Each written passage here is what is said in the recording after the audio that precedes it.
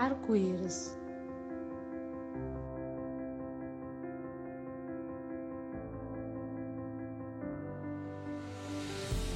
Arco-íris é única coisa mais bonito na natureza e ele está deixando de mirado, de boca aberta com sua beleza.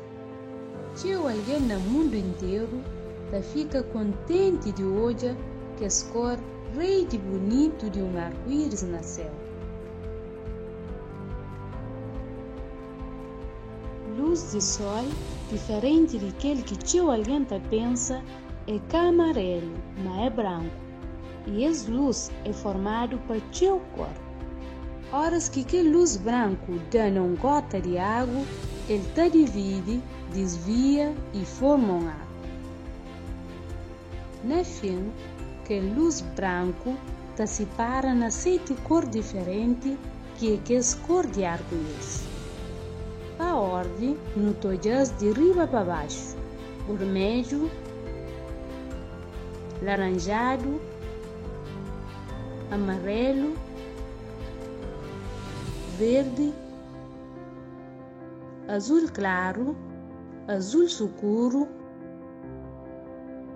e roxo ou lilás. Se criar arco-íris é com cheiro para que 7 cores que não está hoje, que lá é só uma maneira simples de pôr para a ordem que este cor que tem na ele que nos olhos que até consegue hoje.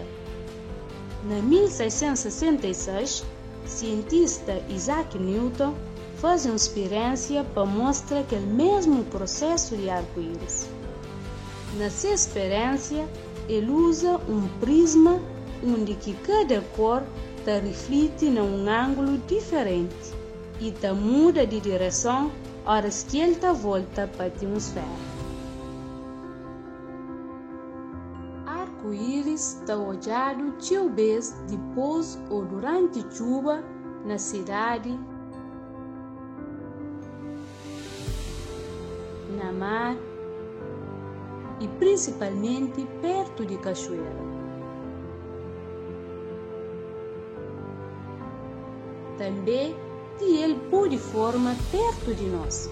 Por exemplo, horas que o sol está, se não apanha um tubo de rega e não põe água para sair dele, não tá consegue olhar um arco-íris. Uma coisa espetacular, assim? Infelizmente, arco-íris que até fica a tapar-se para o tempo, para modo ele te desfaz se o sol muda de posição ou se vento forte espalha as gotas de água. Pergunta: o que é um arco-íris? Modo que um arco-íris está forma? Quanto cor que arco-íris tem? O que Isaac Newton faz para mostrar que é o mesmo processo de arco-íris. Onde que não pode olhar um arco-íris? Para modo que arco-íris que fica a tapar-se para o tempo.